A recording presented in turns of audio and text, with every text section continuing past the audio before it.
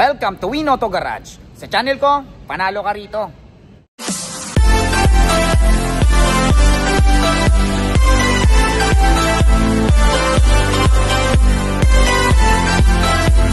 Alright, magandang araw na naman sa inyong lahat mga katropas. Ako na naman, Erwin Peralta. You can call me Win for short. Ayan, syempre, magpa-vlog na naman tayo. Hahanapan ko na naman kayo ng mga sasakyang matagal nyo nang hinahanap. Yung mga sasakyang matagal nyo nang pinapangarap. Ayan, yung nasa likod natin sa mga naghahanap ng 2025 Mitsubishi Montero Black Series. Ayan, meron tayo. Bibihira yung kanyang unit. Sa mga naghahanap ng Explorer, sa mga naghahanap ng Tucson, sa mga naghahanap ng CRV na all-wheel drive, meron din tayo. Okay? Sa mga naghahanap ng Ford Territory Titanium X top of the line, yung may sunroof, 2K lang tinakbo, parang brand new to. Okay? So ayan, panoorin nyo to. I'm sure may mapipili kayo rito. Syempre, kung meron kayong magustong sasakyan sa may vlog natin for today, tawagan nyo lang ako sa number na 0921-899-4221 Smart, 0927-344-0836 Globe. And then palike na rin ang page natin. Ayan, Win Auto Garage. Nandiyan yung mga ibang sasakyang hindi natin na-vlog. Scroll lang po kayo dyan. I'm sure may mapipili kayo dyan. At bago tayo mag-start, gusto kong pasalamatan si Sir Alvin Reyes. Ayan si Sir ay from Taguig. Si Sir yung nakabili ng 2024 natin na Subaru Crosstrek, yung kulay black. Sir, maraming salamat sa pagtitiwala. Enjoy your 2024 Subaru Crosstrek. Huwag na natin patagalin to. Samahan nyo na ako. Tirahin na natin to. Baka tirahin pa ng iba. Tara. Alright, first unit natin ito sa mga naghahanap ng napaka-pogi at new look na Montero. Ayan o. Okay. Ayan, startan kagad natin. Ito ay 2025 Mitsubishi Montero Black Series 4x2. O top of the line, automatic transmission, diesel, 19K mileage. Ang presyo niya ay 1,878,000 pesos. Ang brand new price nito is nasa 2,162,000. So nakasave na kayo ng 300,000. Syempre negotiable pa yan. Okay, startan kagad natin. Ayan, check nyo mabuti. Ang ganda pag black, no? Elegante. Ayan ang headlight. Kita nyo naman yung grill niya, may ilaw pa dito. Okay, syempre ayan ang front camera. Andyan yung mga sensor. Okay. Ayan, oh. Ang ganda, no? Ito yung top of the line ng 4x2. Next na dito yung 4x4 na. Okay. Ayan ang mags and tire. Napakakapal pa. Kararating lang nito. So hindi pa na-detail, pero kita nyo parang brand new. Okay. Siyempre naka-spoiler. Ayan ang likuran. Andyan yung mga sensor. Ang back camera. Siyempre, power tailgate. Ayan. Okay, siyempre pindot-pindot na lang din. Ayan, napakaganda, no?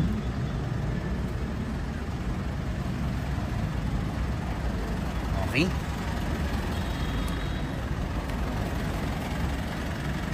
Ayan, no? Check natin ang loob. Keyless entry, 2 susi, 1, 2, 3, wopya. Ayan ang loob. O, di ba? Napakaganda ng interior. Combination siya ng black and maroon, napaka-elegante. Di ba? So ito ay 7-seater. Naka-leather seat. Syempre, since na top of the line, naka-power seat 'yan. Pati yung kabilang side, naka-power seat din. Automatic transmission, lagayan ng kapibarya, naka-electronic parking brake. Meron kayong Android, Apple CarPlay Android head unit with 360 camera, ha. Syempre, push start engine, naka-paddle shifter. Ayan. Pakita natin yung 360 cam niya. Ayan, yung 360 camera natin. Ganda, no? Okay, digital na rin yung ano nyo.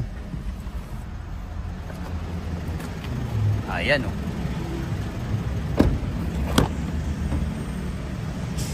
Ayan ang back seat. Ganda, elegante. Okay? Lipat tayo sa kabila. Okay, konting pahabol. May special features nga pala to. Meron tayong tinatawag na kick sensor. Kung sakaling may bitbit kayo, may hawak yung dalawang kamay nyo, tapos hindi nyo ma-open, may ilalagay kayo dito sa likod at hindi nyo mapindot, meron siyang kick sensor. So isa-swipe nyo lang yung panyo ng ganyan, tapos lalayo kayo konti. Op, tayo mo na, hindi man, oh. Ayan. Ayan, okay. So ganun din, pag ilalak nyo, isa-swipe nyo lang yung panyo dito. Ayan. Okay? Ayan. So kailangan pag ganun nyo, layo kayo konti para hindi tumama sa inyo yung itong pintuan. Okay? Ayan. Alright, next unit natin. Ito sa mga naghahanap ng Ford Territory. Ayan, oh. Sa mga naghahanap ng brand new condition na Ford Territory, pagkakataon nyo na to. Okay? So startan kagad natin. So ito ay 2024 Ford Territory Titanium X EcoBoost, top of the line, automatic transmission, gas, 2K mileage. Ayan, 2K mileage, literal na hindi masyado nagamit. Okay? At ang presyo niya ay 1,178,000 pesos. Brand new price nito sa kasa almost 1.6. Ayan, so medyo nakatipid na po talaga kayo. At the same time, negotiable pa yan. Okay, startan kagad natin to. Check na natin kagad. Ayan, sipatin nyo mabuti. Ayan ang headlight. Ayan ang hood. Ayan, oh, ganda, no? Meron pa yun naman tayo. Ayan ang front camera. Andiyan yung mga sensor. Ano ba yan? Naligo naman tayo, ah. Ayan ang mags in tire. Ang tire napakakapal pa. Sumisiksik pa yung mga bato. Okay. Ayan ang side camera. Siyempre naka rain visor. Ayan. Okay. Ayan. Parang meron din ata siyang blind spot monitoring. Okay. Titanium X. Ito ang back camera. Power tailgate. Siyempre since top of the line, power tailgate. Ayan. Napakaluwag ng trunk nyo. Ito, may sobre pa. Okay. Ayan. Siyempre, pindot-pindot na lang din. Ayan. Ayan, check nyo mabuti.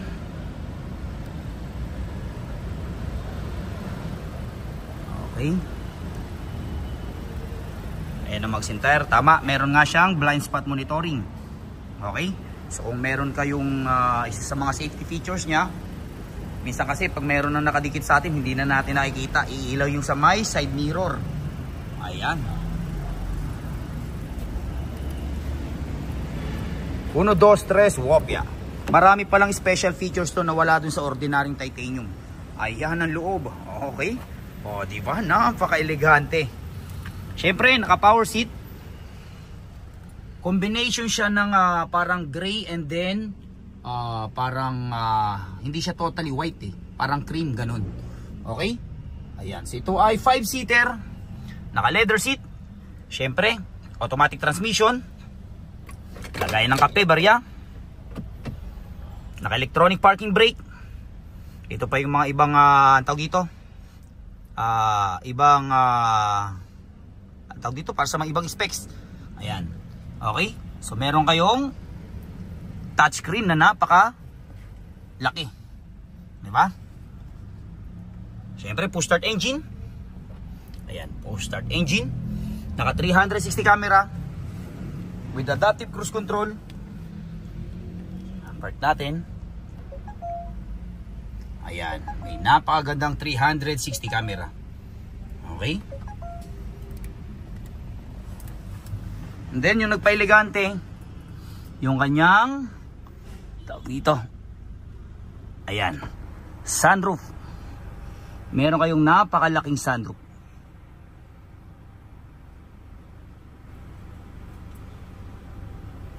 Ayan. May napakalaking sunroof. Kung gusto nyo magmuni-muni, pwede kayong magmuni-muni. Diba? Tignan natin ang back seat. Ayan ang back seat. Napakaluwag. Okay? Ayan. Lipat tayo sa kabila. Alright, next unit natin. Ito sa mga naghahanap ng Hyundai Tucson. Okay? I-startan kagad natin. Ito ay 2019 Hyundai Tucson GLS. Automatic transmission. Diesel. 42k mileage. At ang presyo niya ay 798,000 pesos. Ayan, sipatin nyo mabuti. Ayan. Ayan ang hood. Okay. Ayan ang mags and tire. Turbo. Ang sarap pa naman gamitin ng Hyundai.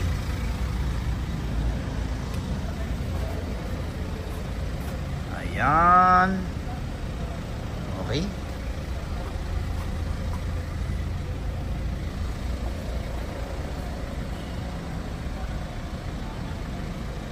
Hyundai Tucson. Okay.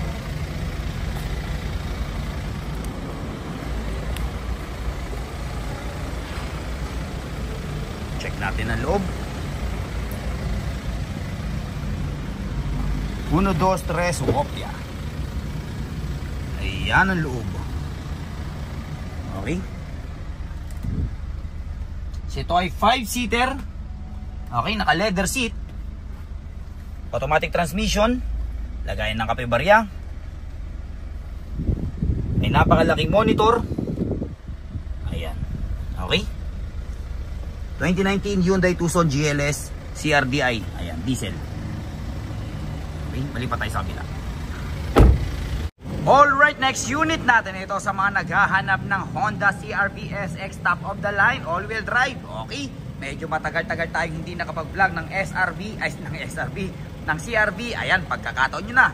I-startan kagad natin. Ito ay 2019 Honda CR-V SX all-wheel drive, automatic transmission, diesel, 44k mileage. At ang presyo niya ay 1,188,000 pesos. Ayan, sipatin yung mabuti.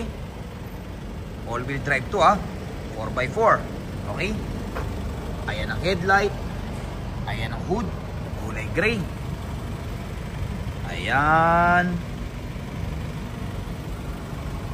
Okay. Sipatin yung mabuti. Ayan. Ayan ang mags and tire.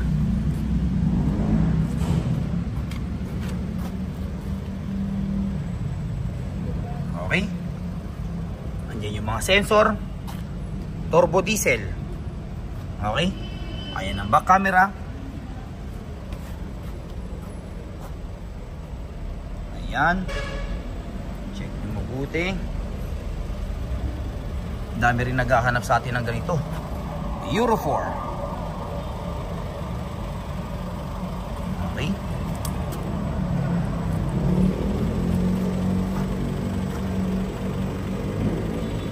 Ayan.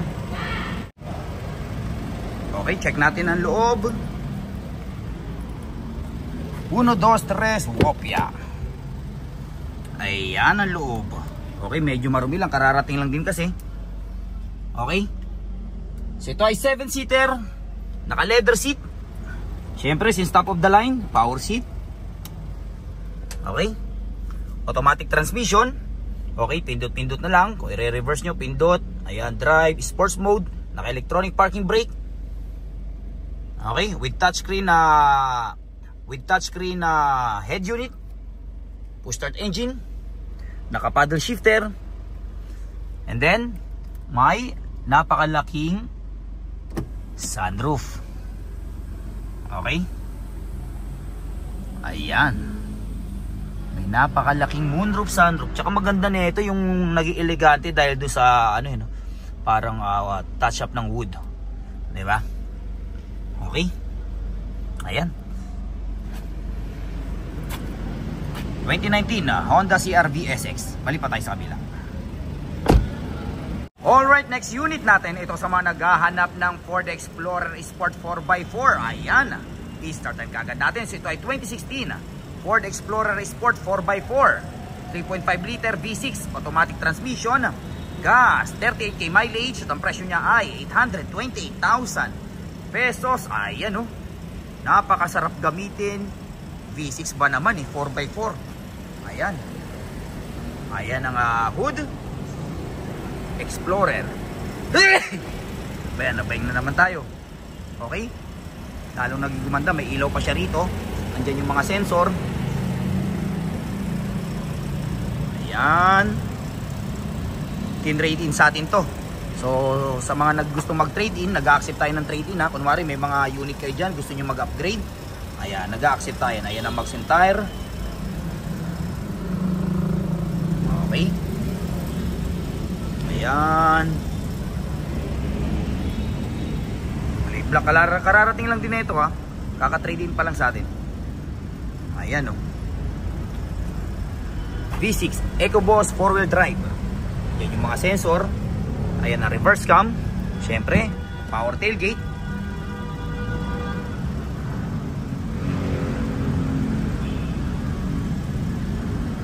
Okay. Syempre, yung third row seat nya, automatic yan. Kung gusto nyong gagamitin nyo, ayan. Para maging 7-seater. Okay. So dito, napakaluwag pa rin. Marami ka pa rin kayong mailalagay. Okay. Ayan. Yan yung tawag dito, spare tire nyo. Okay. Siyempre, kung gusto nyong i-fold lang to, ito lang, pwede naman. Ayan. Okay. Tapos kung gusto nyong i-flat, ayan, pa-flat siya.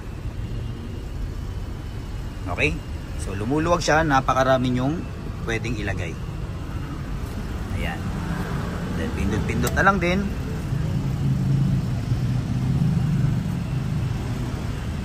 Ayan. Okay.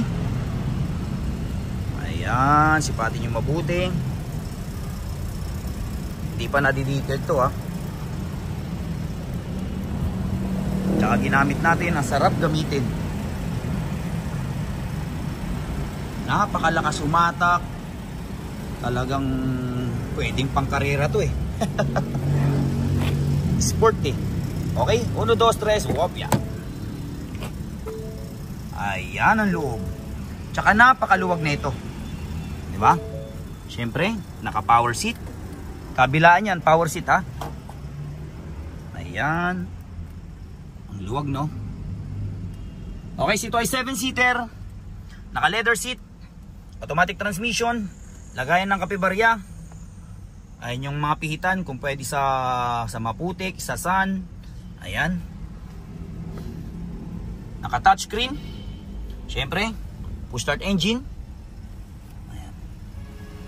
Okay. May-ari pala na ito, lawyer. Ayan. Okay, siyempre, meron kayong napakalaking moonroof, sunroof, siyempre. Ayan. Okay. Ayan, may napakalaking moonroof, sunroof. Yan yung mga adjustan ng ilaw. Ayan. Check natin ang box seat. Ayan ang box seat. 828,000 pesos para lang kayo bumili ng sedan. Pero naka Ford Explorer na kayo. Top of the line pa. Diba? Ayan. Okay. Palipat tayo sa kabila. Alright, so dyan nagtatapos ang vlog natin for today. I hope may mga nagustuhan kayo sa sakyan sa mga vlog natin. Hanggang sa susunod na pag-vlog natin. Adios amigos. Bye-bye.